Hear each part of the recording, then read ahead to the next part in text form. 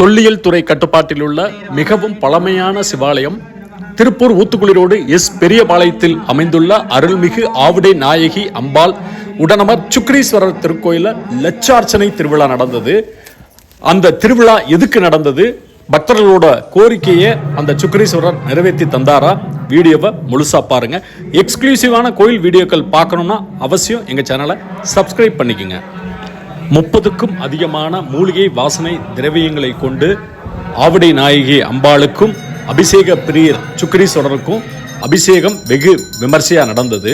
அந்த அபிஷேகம் முடிஞ்ச உடனே 25க்கும் அதிகமான சிவாச்சாரியார்கள் சுவாமிக்கு லட்சார்ச்சனை 6 கட்டமாக தொடர்ந்து பண்ணிட்டே இருந்தாங்க. ஒரு நாள் முழுவதும் திருப்பூர் தொழில் வளம் பெருக, மழை வேண்டியும் நோய் நொடி இல்லாம ஆரோக்கியமா அனைவரும் ஒற்றுமையோட வாழணும்னு சொல்லிட்டு தான் இந்த லட்சார்ச்சனை திருவிழா நடத்தினாங்க. இந்த சிவாலயத்துல இப்பதான் முதன் முறையாக லட்சார்ச்சனை பண்றாங்க.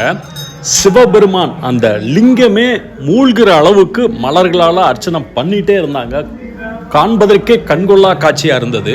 பாருங்க நீங்களும். வண்ண வண்ண மலர்களால லட்சார்ச்சனை 25க்கும் அதிகமான சிவாச்சாரியார்கள் தொடர்ந்து சுக்ரீஸ்வர பெருமான் மனம் குளிர்ந்து மழையா பெய்துட்டாருங்க. ஆவுடை நாயகி அம்பாள் இந்த திருக்கோயில நின்ற நிலையில தான் இருப்பாங்க. அமர்ந்த நிலையில குழந்தைகளோட இருக்க பார்வதி தேவி அலங்காரம் பண்ணியிருந்தாங்க. ஒரு மடியில விநாயக பெருமான், இன்னொரு மடியில முருகப்பெருமான். பார்க்கவே கண்கொள்ளா காட்சியா இருந்ததுங்க. நிகழ்வுல உள்ளூர் மற்றும் வெளியூர் பொதுமக்கள் நிறைய பேர் கலந்துகிட்டு சிவபெருமானோட அருளை பெற்று சென்றாங்க.